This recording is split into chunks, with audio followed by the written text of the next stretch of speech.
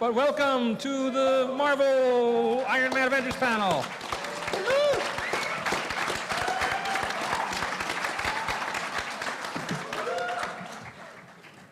Thank you, everybody. There's 40 seconds. We're letting people in 40 seconds left. So you'll have to contain yourself for 40 more seconds, if that's possible. I don't know. Bear down. Bear down. All right. So, it's Friday morning and nobody's at work. How's everybody doing? You're all fired.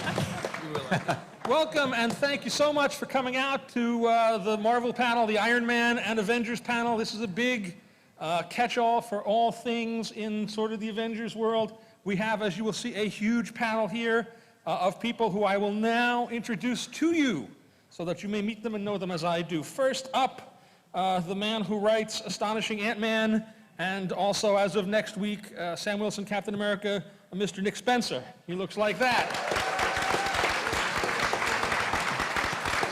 All the way down at the end because he is such a malcontent and a non-social conformist. This mic isn't even on, is it? No.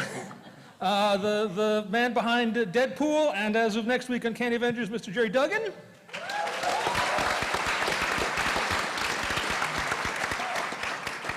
Slightly closer to home and recently finishing a tour on A-Force and also continuing to work on Angela Now, Queen of Hell. That's Angela, not her. Marguerite Bennett.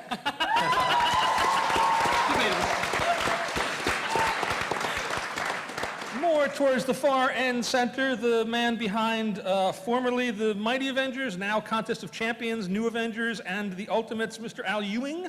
Hello.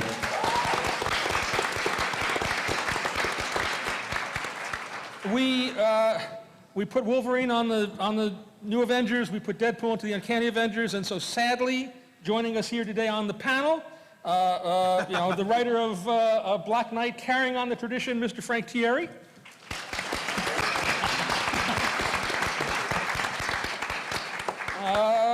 To my right, the writer of many things Hulk-related and otherwise, including the upcoming totally awesome Hulk, Mr. Greg Pak.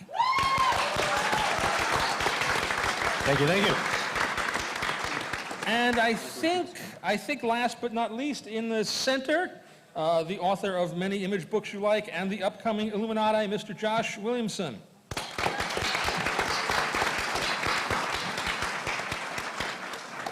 And I am Tom Brevoort. So, thank you. You are very kind. So, what we're going to do here for you today, as we tend to do with these things, we're going to show you some upcoming art. People are going to talk a little bit about things that are coming up. And then, and this is really, I think, the heart of what these panels are all about, we're going to open the floor to you for any questions that you may have for any of our illustrious panelists or myself, preferably them and not me. But there are microphones strategically placed, so as we get further in, if you have questions or things, feel free to queue up. We will try to get through this at a reasonable rate that is entertaining for you as well as for us. So, things that are coming. This past Wednesday, did people buy Invincible Iron Man number 1? Thank you. Who did not buy Invincible Iron Man number 1? Oh, there are some sad people here. I want to try and change that. I have brought with me a copy of Invincible Iron Man number 1 that I would like to have somebody come up here and read on me and then report back to the crowd. You are waving in the back. You seem very enthusiastic. Why don't you come up? You can read. It's a variant. Yeah, this is the lovely Bruce Timm Iron Man 1 variant, so a little rare, and I will let you keep this after you've read it, unless you say bad things about it. Then you get nothing. Then I'll still let you keep it, but I'll feel bad about it. Anyway, coming That's up, great. Invincible Iron Man, we've shown some of this stuff before, but it's Brian Bendis and David Marquez who are doing an excellent job. You look very Maria Hillish. Thank you. That's the idea. I unfortunately don't have a chair here. I can sit right here. That will work. Yeah? Okay. Here is a copy of Iron Man 1. All right. All right, so coming up in Invincible Iron Man number 4, as we've shown earlier, Mary Jane Watson joins the cast in an interesting thing. She's going to come in and play a big role in Tony Stark's world in a place that you haven't quite seen her before. I got some art to show you real quick here. Beautiful art by David and colorist Justin Panzer from Invincible Iron Man number 2. Nice. It is no exaggeration to say that we're sort of dedicating ourselves to making Iron Man kind of the keystone book of the Marvel Universe and making him as important in our publishing plans as he is in our film and television plans everywhere else. Everywhere in the world, people know Iron Man is like the big Marvel character. That's going to be the case in the world of comics as well, hopefully. Next up, coming out this Wednesday, Nick Spencer is debuting Samuelson Captain America number 1, and I'll let you talk about that in a second. But I also brought a copy of Samuelson Captain America number 1. If somebody would like to read it, Nick, you can pick a person to... Supergirl got her hand up first. All right. Come up. Find a place to crouch. Read a comic, and then you can tell us what you thought afterwards. So, Nick, we have here Samuelson number 4. You can talk about that. You can talk in general. Just hit us. Yeah, so next week, Samuelson, Captain America, picking up from where Rick Remender left off. Sam is taking over for Steve Rogers, and he is struggling a bit with the job. Public opinion and whatnot is not going his way at the moment. So it's a chance to see Captain America as a bit of an outsider. It's sort of a fun, lighter touch to Captain than you've probably seen in a while, which we're really enjoying. And Misty Knight's in the book a lot. Yeah. And we've got some really cool new characters, including a new sidekick for Sam that I think you're gonna like a lot. And Daniel Acuna is blowing the doors off on this art. He's going over the top, so it's good-looking stuff. Also coming up from you, Nicholas, Astonishing Ant-Man. Here's Astonishing Ant-Man number 4. What can you tell us about Astonishing Ant-Man and Astonishing Ant-Man number 4? Yeah, well, we picked up where we left off after our last volume of Ant-Man. Did any of you guys read that? Awesome. Yeah, me and Ramon Rosales are back. Scott is in Miami, still trying to make his little security company work, trying to repair his relationship with his daughter. We're coming back 8 months after the Last Day special that we did. So, if you read the last volume, you know that Scott made some big decisions in terms of his relationship with Cassie, and we're going to be following up on that in a big way. Some great new villains that he's going to be facing. A new power broker is causing some problems in Miami. So yeah, it's going to be a lot of fun. If you dug the movie, if you dug the first volume, definitely pick the book up.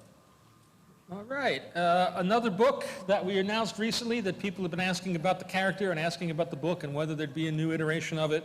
And indeed there will. Black Widow is coming back under the creative auspices of Mark Waid and Chris Samney, the team that has brought you Daredevil for the last couple of years, and they are going to do the same thing to Natasha that they did to Matt, except for the part where they reveal his identity and send her to San Francisco. They're not going to do that, but they're going to do things that are like that you will enjoy. Also coming up in December, from Greg Pak and Frank Cho, the Totally Awesome Hulk. What can you tell us? What makes this Hulk totally awesome? The Totally Awesome Hulk, and it sounds like I'm bragging, but that's actually the title, is a new book with a new Hulk. The new Hulk is Amadeus Cho. There we go. I like that. Some Amadeus Cho love in the audience. Amadeus Cho is one of the world's smartest people. He also has zero impulse control, like his hero, the Hulk. He is taking over as the Hulk from Banner. What exactly happens with Banner is a big mystery that will be revealed as the story goes on. But Amadeus is determined to be the best Hulk there ever was. He loves being the Hulk, and that's the hook. This crazy kid with zero impulse control who thinks he's going to be the greatest Hulk the world has ever seen is going to make tons of trouble for everybody in the Marvel Universe, and he's going to be punching two-headed, fire-breathing turtles while he's doing it, because that's what you do when you're the Totally Awesome Hulk. He's also got the best Hulk hair. Yes, he does. He does. He has awesome hair. Superior Hulk hair. Okay, also coming up, We mentioned it earlier. Angela, Queen of Hell, Marguerite. What do you have to say? What can you tell these fine people about what is coming up? Oh, goodness. I mean, Angela, her entire life has lived under the single rule that nothing is for nothing, that everything has its price, all debts must be paid. And so in that, there's no room for revenge, there's no room for mercy, there's no room for love. And all of that sort of blows up when she discovers that her truest and greatest companion, Sarah, is imprisoned in hell. And now she's going to essentially shatter all of those rules and ideologies and going to go down and rescue her and, you know, as the lost Asgardian princess, carve out a realm of her very own and get Sarah back at any cost. Very nice. Yeah. So it's a little bit Orpheus and Eurydice because I have to do something with that pretentious English degree. And it's a little bit like Sick North death metal soundtrack. It is, I think, perhaps our most literate series. Cheers. All right, coming up on sale again this coming Wednesday, Uncanny Avengers. And as before, because I have such overflowing kindness in my heart, I have brought a variant for Uncanny Avengers number 1 that somebody that Jerry Duggan likes will be able to come up and read. There's a Deadpool, dead Pikachu thing going on here. I am Spartacus. Call him up. All Well, right. all right. Hey, if you can share it, then there's a guy back there who's threatening to murder you for it. So, come on up. And that's a fastball special. That's yeah. I asked them to change that. Yeah. I asked them to change that and they didn't. But it's okay. We will persevere. No, just cop a spot. Tell us what you like. So Jerry, what can you tell us about Uncanny Avengers and what's coming up and what you're doing over there? Uncanny Avengers, I'm picking up on a story that I love that Rick and Tom collaborated on, and I'm inheriting a very sort of difficult scenario in the Marvel Universe, and there's a great need for unity, not just amongst humans and mutants, but also now Inhumans. And so life is a little more complicated. They are trying to protect this world and project unity, and then they also have a secret mission which will play out over the first couple of issues, which I don't want to talk about, but they're a very busy gang of heroes, and I'm really having a lot of fun writing my first Avengers comic, so I hope you guys will check it out. Oh, we're losing some. Okay. The Super Adaptoid. Okay. That's not their first, the first target that they're tackling, but the first one that you'll see tackled. Some X-fans have expressed online and elsewhere some dismay that the lineup is slightly less eccentric than it had been in the past. And the one thing that we will promise you for certain is that if you are an X-fan, you will be very angry when we get to issue 3. You will be somewhat angry when we drop the solicit for number 5, and you'll be really, really angry when you get to the end of issue 5. But you will read it, and you will want to read it. You will actually enjoy reading it and hating Jerry and myself. The one thing that Deadpool and I have in common is when you burn me down, I sort of grow back up online. That's my superpower. So you can bring all the flame wars and the tweets, and we're having a lot of fun. And Ryan's just doing the work of his career. So I hope you check it out this week.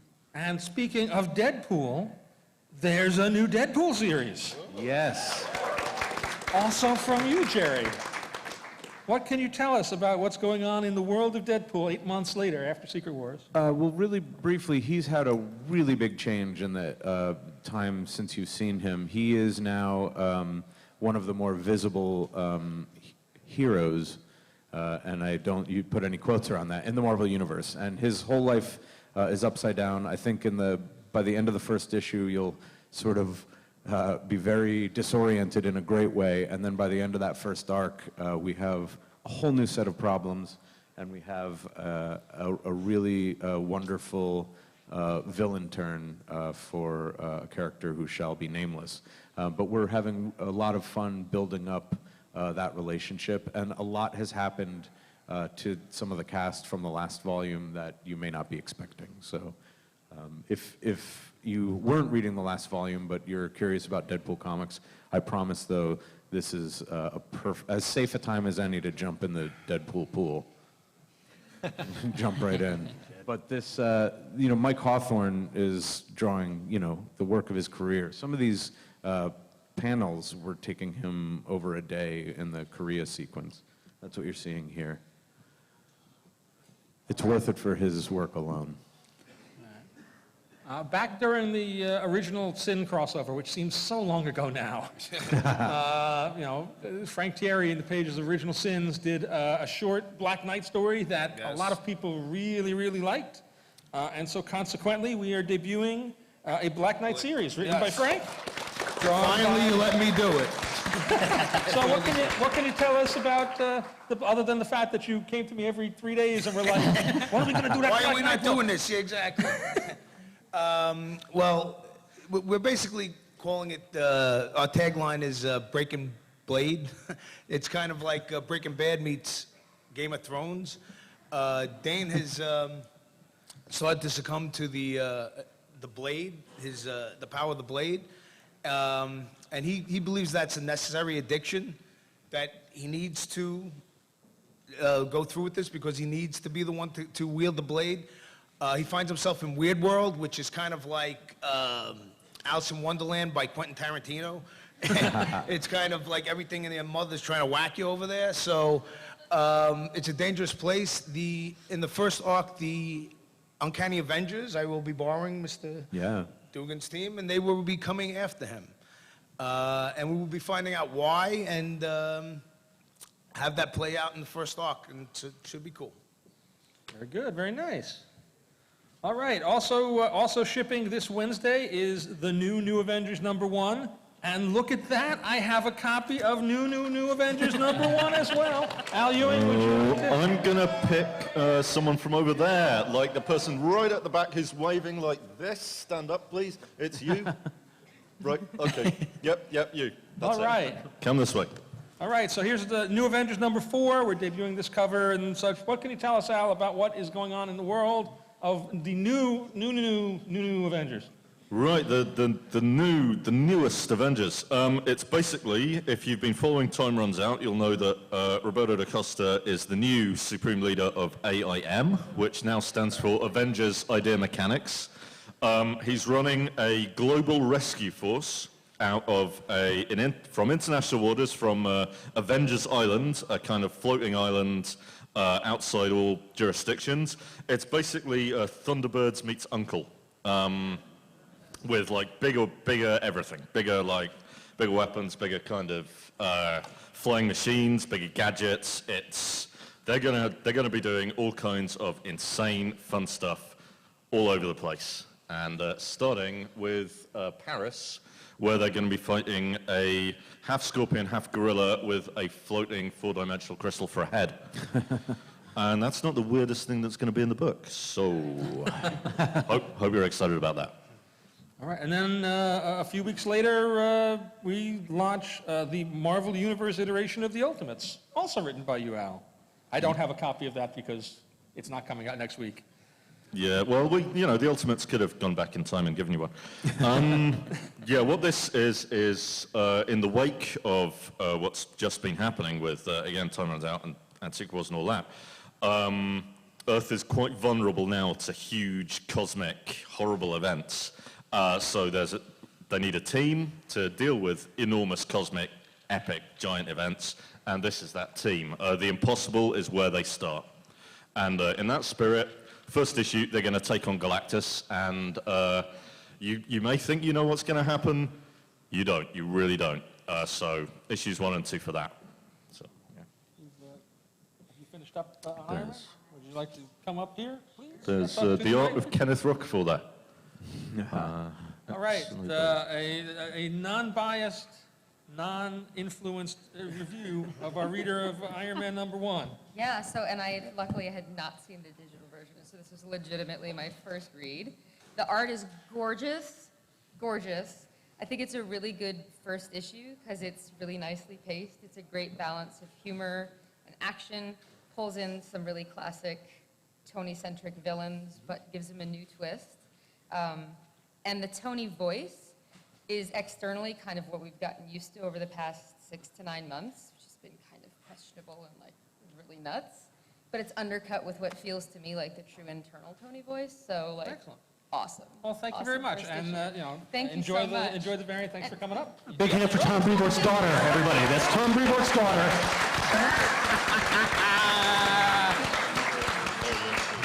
All right, 1 or 2 more slides to show you for upcoming things. What we think of as the Prime Avengers book, all new, all different Avengers. We're debuting the cover to number 4 here, the Alex Ross cover to number 4. Oh, wow. That will start our sort of second story with Mark Waid. Mahmoud Asrar, who's down here on the floor, will be drawing this, and things will heat up in unexpected ways. Whoa. Do not lean on that. And then also sort of our last announcement before we get to questions and things and reviews as people finish up.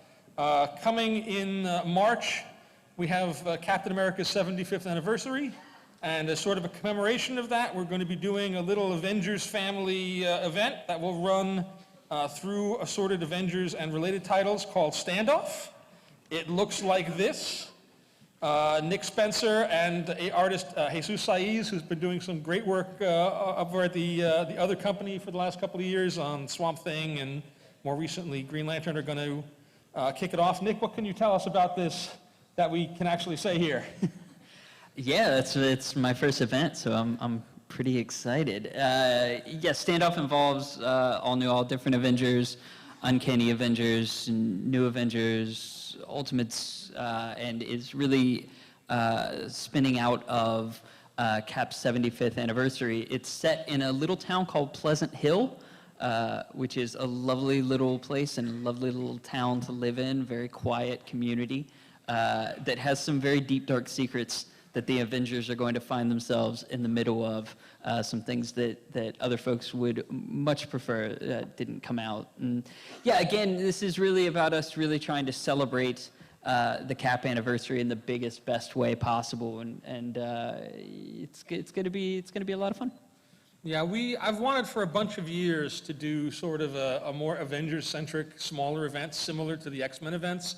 And the problem that we always ran into was every time we tried to do that, the story would grow and grow, and suddenly it would be a Marvel Universe event.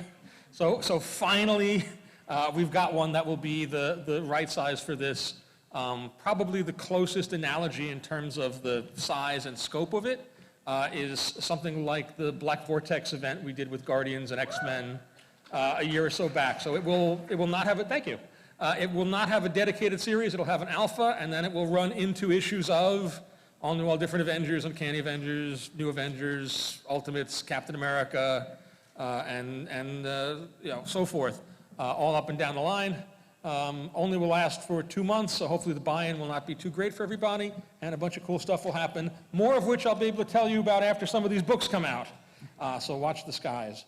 And that's all the slides I have, but not all the time we have. So really, the rest of our time here is for you to speak to us.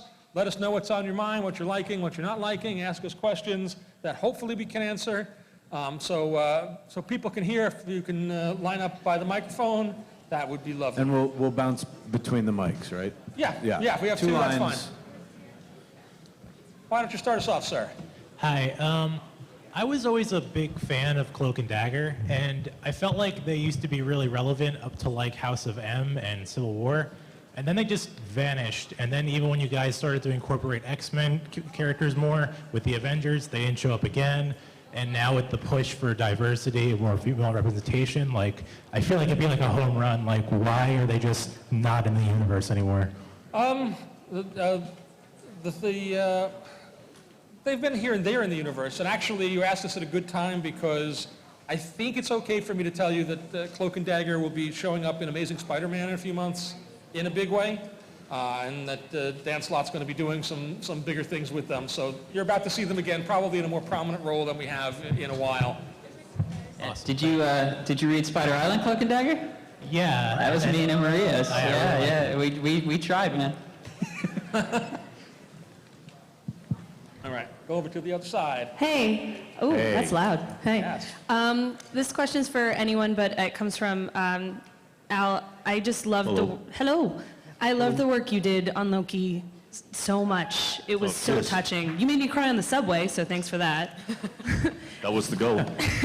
I especially loved your note in the last issue, and I was wondering for you or anyone else, that the way you talked about how that character you connected with so personally. I was wondering if any of you had a specific character who sort of above all others that you write that you've connected with personally and has been more of an emotional process. Well, that was Loki for me. Probably out of the ones I'm writing now, I've yet to sort of hit on, that kind of, because they kind of come to you. You don't really go to them. But I always enjoy writing Adam, the Blue Marvel. He's probably my favorite out of the Ultimates to write. And in terms of the new Avengers, I'm finding myself enjoying writing Hulkling quite a lot and doing things with Hulkling. So, whether that'll last or whether I'll find a new favorite and flip to them like the fickle soul I am. We'll see. Thank you. All right. Over here. Hi. You guys introduced the all-new, all-different Avengers back on Free Comic Book Day in May. Yes. And the cover of that got me super excited. I was wondering, what goes into actually, choosing the team? How is it an argument? How does that work? It's not necessarily an argument. I mean, with most of the teams, specifically in this iteration of Avengers, coming out of Secret Wars and coming out of the period where John Hickman was writing all the Avengers books, the one thing that I knew I wanted to sort of set up is a situation where, as much as possible, we would not be double dipping with characters, which is to say the same character wouldn't be in 2 or 3 books at the same time, because we had some instances of that in the past, and it confuses people, and it just makes it more difficult. And for the most part, we'll more or less have succeeded with that. There'll be a little bit of double dipping, particularly where Carol Danvers is concerned, because her position means she's part of the Ultimates, and she'll also be in and around the world of A-Force. But generally speaking, we sort of sat down to try and set each team up as an individual thing with a cast that would be the cast of that series. And in each case, often with a premise. So the Uncanny Avengers, that's the Unity Squad. That's about crossing the aisles, crossing the divides in the Marvel Universe and being kind of the melting pot. So you need a cast that's going to represent that. The all-new, all-different Avengers was sort of the A-list Avengers. You want the big characters there. The new Avengers were sort of set up as they're going to be the team of more young upstarts who had been introduced somewhat during John's run. And then it's just a conversation back and forth with the creators involved. Who are they interested in? Who makes them excited? Who would be interesting? Who will get you guys to all go, that guy's in the Avengers? Oh no! What's going to make for cool, interesting stories? I mean, would you agree, Jerry? Yeah, I totally agree. We agreed almost. We had some discussion about some of the characters, but I came in with a wish list, and Tom tried to play Santa as much as he could and give me exactly what I wanted. But it's a fun thing to build a team like that. It's a real treat. All right, we have a quick review time. Nick, cover your ears. No. So This is terrifying. it's Supergirl. How bad is she going to be? It's Supergirl. Anyway, what did you think of Cap 1? I really liked it. The art was amazing, and I got so into the storyline because Captain America ended up having problems with S.H.I.E.L.D., and it was just such an interesting storyline. I was really into it. It was very good. Thank you. Well, thank you. If you Nice. wanted, I bet Nick would sign it if you wanted to go over there. Or if you didn't want to, you could just walk away. Yeah, go ahead. That would be okay, too. It does devalue it if there's no CGC here to see it. Come on, Stepa, we have two, I actually do have. the two voices of Uncanny Avengers. So, what'd you guys think? So I thought it was really, really good as Deadpool. Well, he's cosplaying as Deadpool. I thought it was really appropriate, a lot of the comments. Or, as Deadpool would say, not appropriate. The art was great. Yeah, the team is still working out their kinks, and you see a lot of that tension and how they try to work through it. And it was really great work. Excellent. Thanks, so much. guys. And again, I'm sure Jerry would sign. I'll rip it right down the middle. You and can. sign, something for you if you wanted to go see him over there. All right, let me go back to questions. You've been very patient. Thank you. You, sir. I have a bit of a two-part question depending on your answer. So as you said earlier, with a lot of the writing, you've been trying to associate it with the MCU. Is that your choice, or has someone told you to make it more like the TV shows and movies? I'll open it up somewhat to the floor here as well. Really, for the most part, nobody says you have to make this look like or feel like the movies or the TV shows. But one, everybody up here and everybody that works on our books are fans as much as we are creators. So, you know, we go to see an Iron Man movie, and it's as big and fun and successful as those films have been. From that point on, you almost can't help but think of Iron Man's voice sounding like Robert Downey Jr. You just can't. And so these things tend to influence one another in the same ways that the films and the TV shows draw pretty extensively from the work that all the people in the publishing area and all these creators have done. So too do the things that they do that we think are cool or like influence what we're doing with it. Plus, you know, honestly, we know that 1 billion people have seen that Iron Man movie. I'm using Iron Man just as an example. And that, for a lot of them, that's their vision of Iron Man. So giving them an Iron Man that's not exactly the same, it doesn't have to toe the line perfectly, but that feels like it's kind of a part of the same thing, kind of makes sense. More people are going to be able to get into it and enjoy it that way and feel like it's comfortable and feel like it's theirs as much as it is ours. And again, anybody feel free to dispute me or to agree with me, preferably the latter. The example that I always think of is when I got Ant-Man and we brought Cassie back right before that in Avengers World. Everybody on the internet was like, "Oh, of course they're bringing Cassie back. She's in the movie," you know. And we had long discussions and arguments almost about bringing her back. You know, that was not like just an automatic thing to do. So I think sometimes there's a little confirmation bias in play that people, whenever things do align, they tend to notice it a lot, and they tend to ignore all the times that it doesn't. I'm writing Captain America. That does not look like the Captain America in the movie, you know. Like so, this is all across the board. There's lots of things that are close comparisons, and there are things that are very different. Last summer, I wrote Guardians of the Galaxy What If, and I wrote it the week after the movie came out. And I couldn't help but hear those voices as I was writing it. And for me, I don't know, it added to the fun of it. Like, I didn't really get, like, caught up in being like, oh, I don't want to hear that, because I thought that was a good interpretation of those characters. Like, I was a fan of the movie. I loved that movie. So when I was working on it, I just rolled with it and I had a good time with it. And I love that issue. And I think even now you're more aware of it, like with Black Knight. I mean, I could see Black Knight in the Marvel Cinematic Universe, you know? You could see him in the Avengers or even on Agents of S.H.I.E.L.D. Or, I mean, it's, you know, he's King Arthur, guy with a blade. It's kind of simple, you know? So let's make that happen, Tom. All right, we have our last... You can be his squire. Yes. We have our last reader here on New Avengers. Let us know what you thought. It's very similar to the Avengers that we know now. It's a different, unique character set, that's for sure. I mean, there's Guardians of the Galaxy, you already have a raccoon talks and shoots guns, so why not have Squirrel Girl with her tippity toe, which is, you know, described as a squirrel. So, Hulkling, Songbird, White Tiger, Power Man. I mean, this is a unique set of characters, to say the least. It still has the same wittiness. They do the same things that we know now, all the characters bickering and fighting and doing the things they do. The layouts of the comic is great. I mean, the drawings, everything is, the imagery is amazing.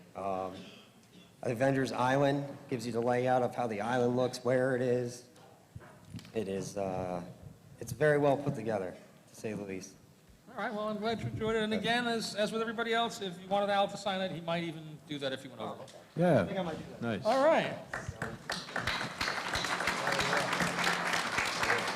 All right, let's go to you, sir.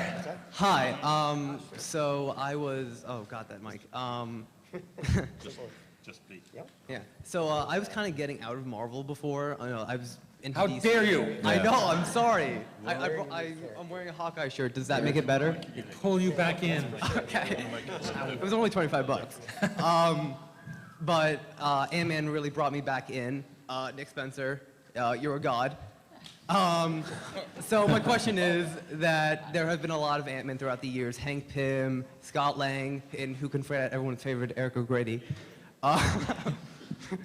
My question is, if you could write any character to take over the mantle of Ant-Man, who would you write and why? In terms of if I could name the successor, if I could pick the next Ant-Man? Like, you could pick the next Ant-Man, yes. Like, make Sam Wilson quit Captain America and become a small ant. Well, you know, I mean, he's, look, I think that Cassie's more than proven herself, so it sure would be fun to see her do it for a while.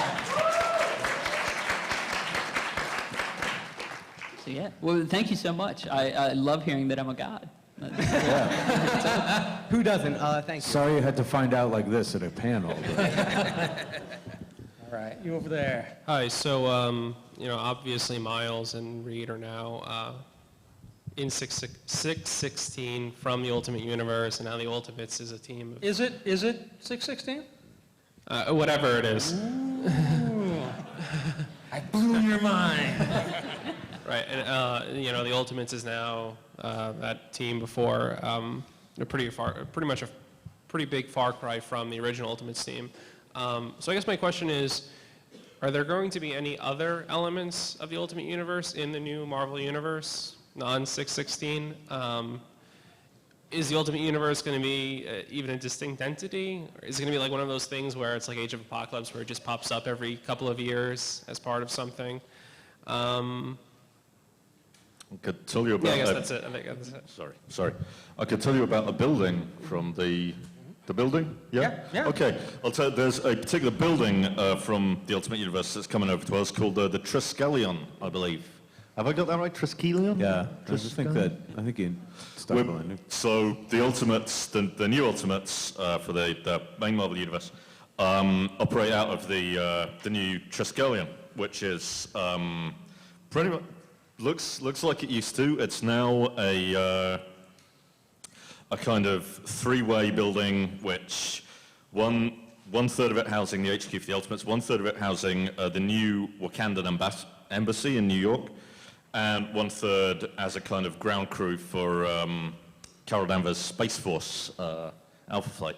So yeah, that's going to be a lot of fun playing with that. And I know in other books they're playing with it as well and sort of finding out things, you know, doing cool things with it. So you know, we got a bit of architectural action for you building fans out there. Yeah, I think the important thing here is, you know, the new Marvel Universe is not just the old Marvel Universe with a couple of widgets thrown into it. It's effectively a new Marvel Universe. So I would say it would not be wrong to expect more things from not even just the Ultimate Universe, but from all sorts of things that we saw, especially during Secret Wars, to begin to show up within what is now the main Marvel Universe, or Universe 8, as we were calling it over lunch. You know, the Ultimates, there were a lot of great stories told there. There were a lot of interesting wrinkles on characters and things, and we're going to incorporate all the best of that into the new, or all new, all different Marvel Universe. Okay, can I just ask what Universe 8, why We'll that get into distinction? that. Will we? Oh boy.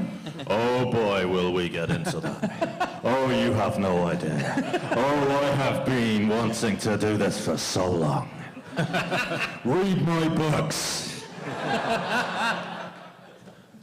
All right. How you doing? I just want to say that I love what you do with Blue Marvel. I'm a big fan. Cheers, man. Thanks a lot. Thank you. I think he's underappreciated and underused value to Marvel. So hopefully we get to see a little bit more of him. Along with that, as you can see, I'm a big Tony Stark fan. So it's kind of a little bit of a twofold question. Number one, I missed the beginning part, which kind of sucked, but I'm kind of wondering, what are you guys going to be, which Tony can we expect? Are we expecting a pre-Secret Wars Tony? Are we expecting one of the Tonys from Secret Wars, a combination of them? And also, what can we expect with Civil War Part 2? I'll answer the second question first. What? In terms of the first question, unfortunately, you did miss the first part where we showed some art, and we actually had someone come up and read the new Iron Man #1, which you should do, because clearly you haven't. I will.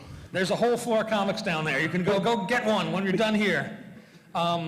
It's going to be a very quintessential Tony Stark. I think you'll find him very familiar, maybe a little more fun to read about, maybe a little bit more energetic. We're certainly priming him to be at the center, at the forefront of the Marvel Universe in a big way. That's a hugely important series for us, as kind of witnessed by the fact that it's being done by Brian and David Marquez and Justin Ponzer. We're going all out. That's going to be, I don't know if it's the flagship book, but it's a flagship book of the all-new, all-different Marvel. But really, anything I could tell you would just be words that I'd say. Just go buy the first issue. It's out there now. It's calling to you. It needs you.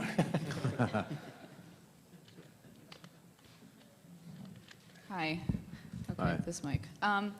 This is kind of a question about universe management and character continuity. Especially in light of Secret Wars, I've noticed this trend, especially amongst female characters, of like mantle switching. So we have Spider-Gwen, who's kind of, has a similar skill set to like her male counterpart. We had Rescue a while back. We now have Jane Foster as Thor, and we're referring to her as Thor. So my question is, what happens to the characters that get shifted out of these mantles? Like they're just left in the lurch, especially with what's coming up after Secret Wars. Are we going to see what happens to Steve? Like, where's Thor 1? Like what's going on? Right. I think it's a good question, and the answer is slightly different from character to character. Yeah, they're all in motion in different ways, right? I mean, Yeah, Steve is still being written over with Nick, and Right. we know where Odinson is, but that's a question mark. In the case of the Hulk book, where you've got Amadeus taking over as the Hulk, what happens with Banner is a big part of that mystery. I wrote Banner stories for 5.5 years. I love that character. And one of the hooks for me about writing this book is that it's a new situation for Banner as well, which is totally compelling and opens up a whole new set of stories for that character as well. So, these are all opportunities for not just, for all the characters involved. Thanks. Sure. Yeah, I read Iron Man #1, and I really liked it. I just want to say that. Thank you. Tell that guy. It was great. You should totally read it.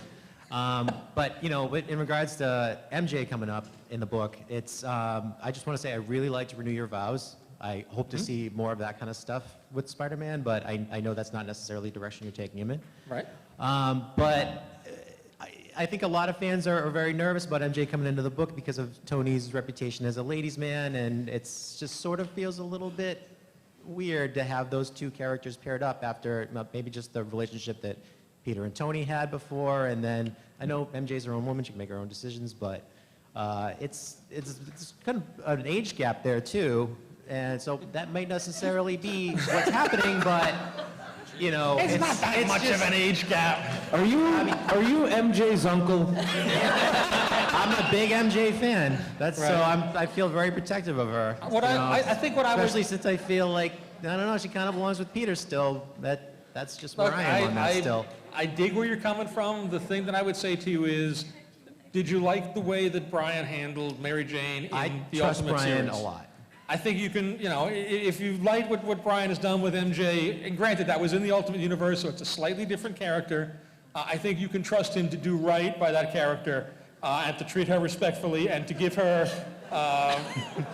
to give her an important and meaningful role in the world of Tony Stark, and to maybe give you some stories involving that character that are not the same stories that you've read many, many times over the years. This sort of change is always kind of scary, but it's also kind of exciting because you don't know necessarily what's going to happen. You don't know how characters are going to interact or bounce off one another, and you don't even necessarily know what she's going to be doing in that series. And hopefully that means that you will want to go out and buy Iron Man 4 when it comes out, not like that guy. Okay. This is the stuff that's exciting to us as well. The potential to tell stories that we haven't told before and push these characters into new areas. Again, you're right to be concerned because how could you not be? But I I would just kind of point to Brian's track record, not even just with MJ, but with female characters in general. He's not gonna not do right by her. All right, thank you. That's fair. Follow-up question: is there maybe an MJ spin-off book coming up? Brian's writing another Iron Man title. Oh, I don't know about Very that. mysterious Iron Man title. You'll have to wait and see. To be continued. All right, thank you. Yep.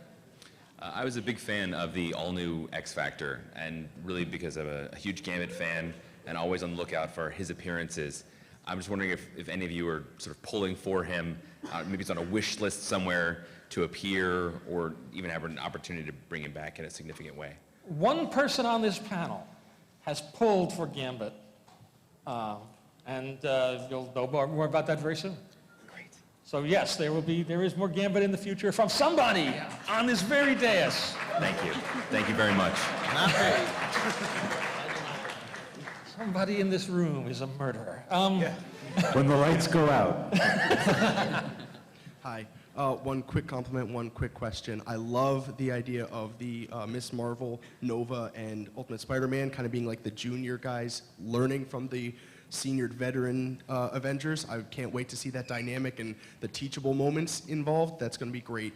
But Nova is my absolute favorite hero. What's going on with Nova, the Nova core of the universe? Can you feed me anything on what's going on with that character? And I can tell you a little bit. I want to start with your Avengers thing because one, thank you. I'm glad that you're interested. I'm happy that you're looking forward to it. And I just want to kind of shade what you said a little bit because as we're working on the book, Mark and myself and Adam and Mahmood, we don't really look at Miles and Kamala and Sam Alexander as like junior members or members in training. Yes, they're chronologically younger than some of the other Avengers that are on that team, but most of them have actually been superheroes for longer than Jane Foster has.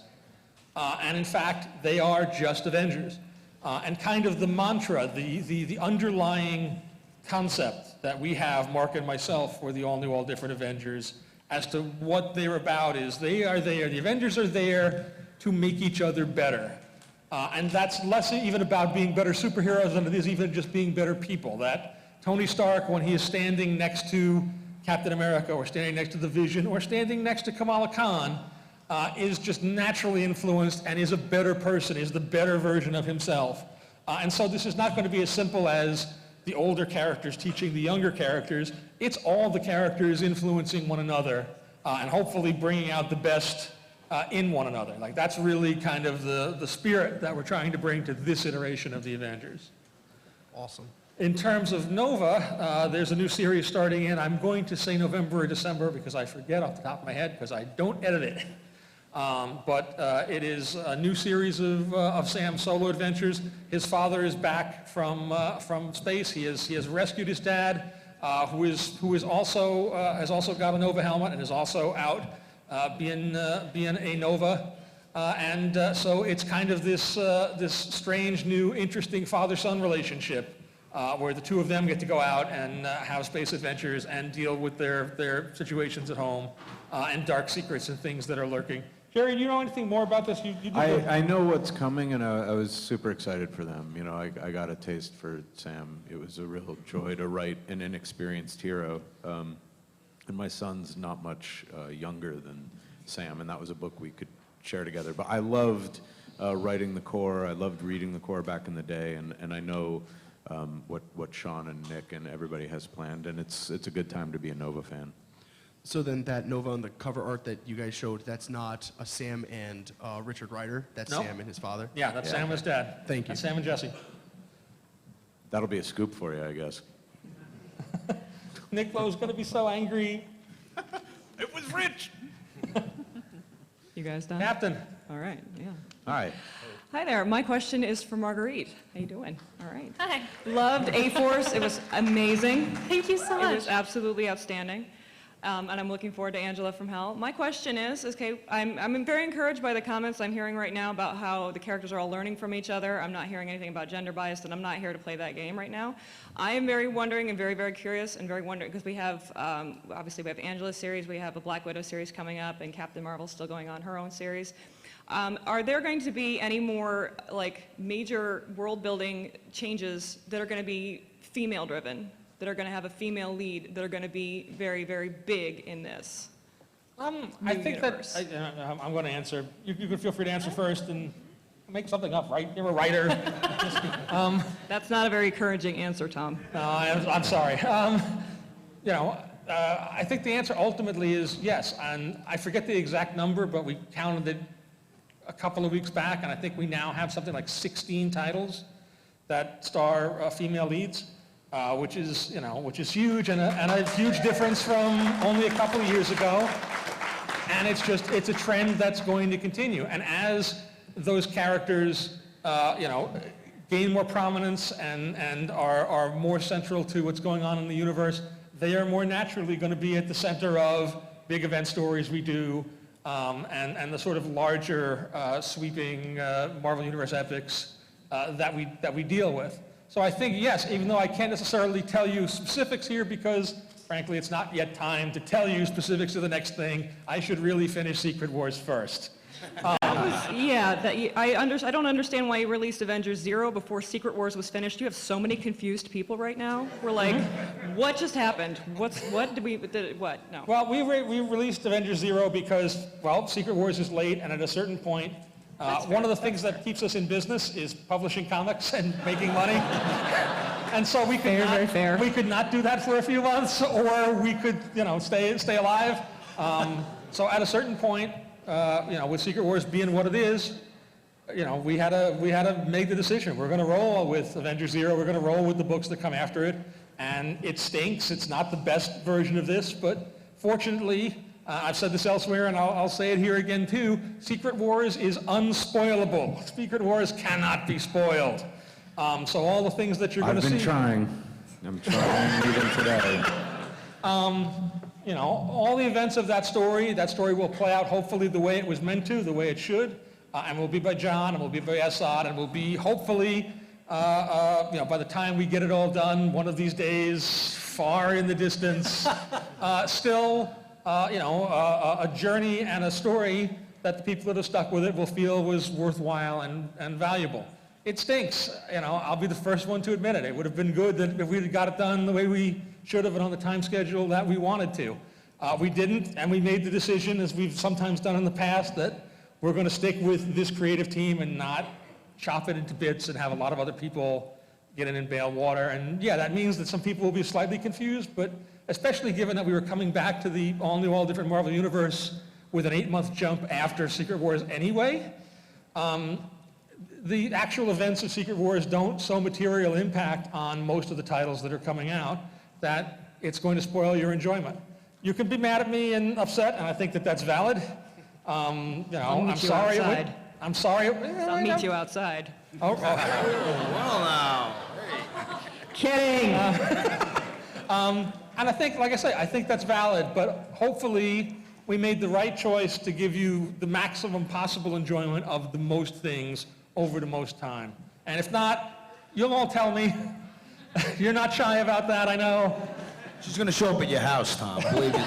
Yeah, I will too. Yeah. My 15-year-old self would have been down with that. But you might want to raise that a few years. Maybe. 15, really? No, like 18. Come on now.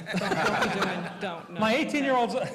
Thank you very much, Tom. That was a great answer. He didn't say it would be a treat for you. Okay. Yeah. Well, I know what book I'm not buying.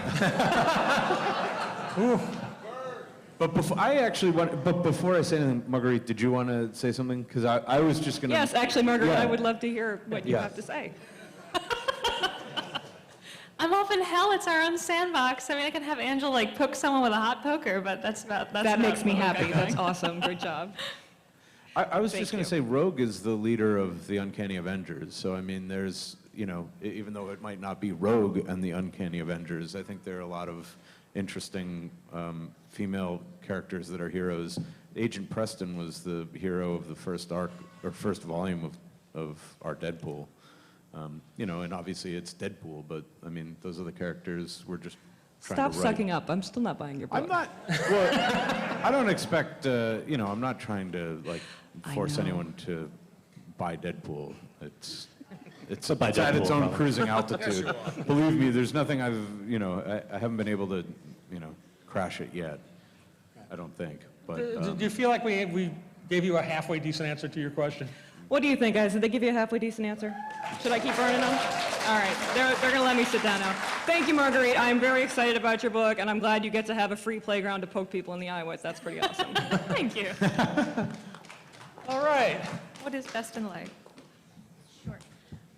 Hi, I did read the Iron Man, and I loved it, the new Invincible Iron Man. Oh, thank you very much.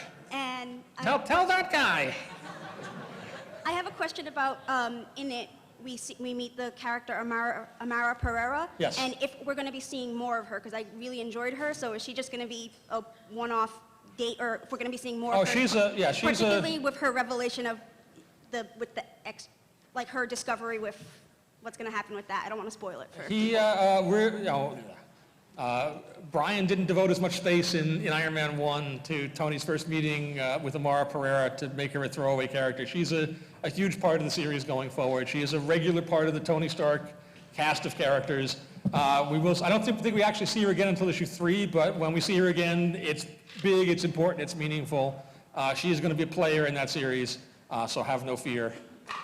And thank you so much for your compliments. Are you eventually planning to do something with her discovery with the... Well, you'll have to wait and see and keep reading and go, but... Thought I could get it. I'm sorry, I can't hear. Nobody's over there. Nobody wanted to follow up Captain Marvel. So we'll go to you and then back over. So, as someone who personally is a humongous English nerd, I've just recently gotten into comics, and to me it is just as much literature as Mark Twain or any other great writer, and I'm just curious if, as comic book writers, you ever feel like your medium is belittled in... Hey, everybody.